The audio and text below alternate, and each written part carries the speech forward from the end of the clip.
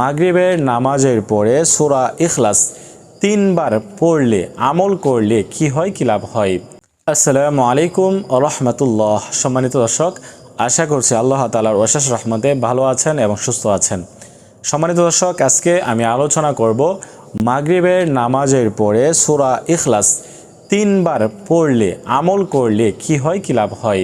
হ্যাঁ, মাগরিবের নামাজ আদায় করে আপনি যদি এই বিশেষ আমলটি করতে পারেন সূরা ইখলাসের মাধ্যমে, তাহলে কি হবে, কি লাভ হবে এই সম্পর্কে আমি আজকে আলোচনা করব। তো আপনাদেরকে আজকে এই ধৈর্য সহকারে এই ভিডিওটি সম্পূর্ণ দেখতে হবে, শিখতে হবে আমলটি। আমি মনে করি সকলেরই এই আমলটি শিখে রাখা উচিত, সকলেরই কাজে আসবে ইনশাআল্লাহ। তো যারা এই চ্যানেলে নতুন আসছেন, এখনও পর্যন্ত চ্যানেলটি সাবস্ক্রাইব করেন নাই, অবশ্যই চ্যানেলটি সাবস্ক্রাইব করে পাশে থাকবেন। এই আলোর কাফেলা চ্যানেলে আমার আরও নতুন নতুন দোয়ার ভিডিও দেওয়া হবে ইনশাআল্লাহ। সম্মানিত দর্শক, তো আমি যে বিষয়টি নিয়ে আজকে আলোচনা করব সূরা ইখলাস।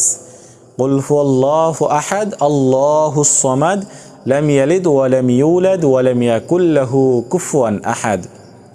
এই সূরাটি কোরআন শরীফের শেষে, একেবারে শেষে কোরআন শরীফটা উল্টায়ে আপনি শেষে দেখবেন, হ্যাঁ মানে লাস্ট পৃষ্ঠার আগের পৃষ্ঠা।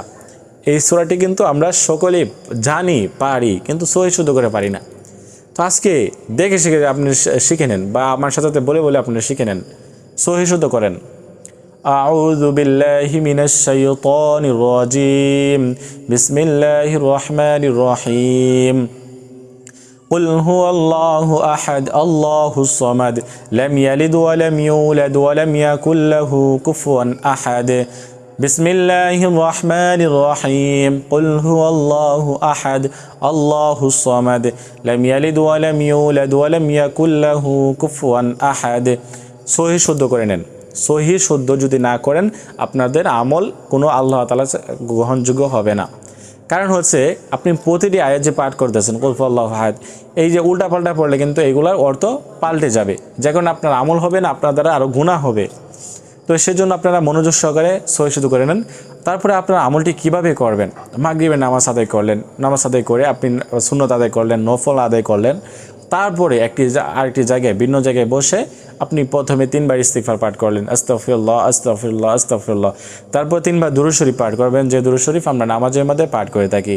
আল্লাহুম্মা সাল্লি আলা মুহাম্মাদ ওয়া আলা আলি মুহাম্মাদ কামা সাল্লাইতা আলা ইব্রাহিম ওয়া আলা আলি ইব্রাহিম ইন্নাকা হামিদুম মাজিদ। সম্পূর্ণ দুরূদ শরীফ আপনারা পাঠ করে নেবেন। নবীজি সাল্লাল্লাহু আলাইহি ওয়াসাল্লামের উপরে অবশ্যই দুরূদ শরীফ পাঠ করে নেন। সম্মানিত দর্শক, আমি আমলটি শেষ করি। তারপরে হচ্ছে এই সূরা ইখলাস কতবার? 3 বার পাঠ করতে হবে। পাঠ করে আপনি সহি শুদ্ধ করে পাঠ করবেন, পাঠ করে শেষে 3 বার দুরূদ শরীফ পাঠ করবেন, ঠিক আছে? তাহলে হচ্ছে এই আমলটি যদি কেউ এভাবে করে তাহলে কি হবে? আল্লাহ তাআলা তার মনের আশা পূরণ করবেন, তার দোয়া কবুল করবেন, এবং বিশেষ লাভ রয়েছে যা আপনারা শুনলে অবাক হয়ে যাবেন। তো এই জন্য এই আমলটি বিশেষভাবে আপনারা করার চেষ্টা করবেন। খুবই কার্যকরী এবং খুবই লাভজনক একটি আমল সম্পর্কে আমি আলোচনা করেছি। আপনারা মাগরিবের নামাজের পরে অবশ্যই আমলটি করার চেষ্টা করবেন। তো আজকের মতো এই পর্যন্তই। আল্লাহ হাফেজ।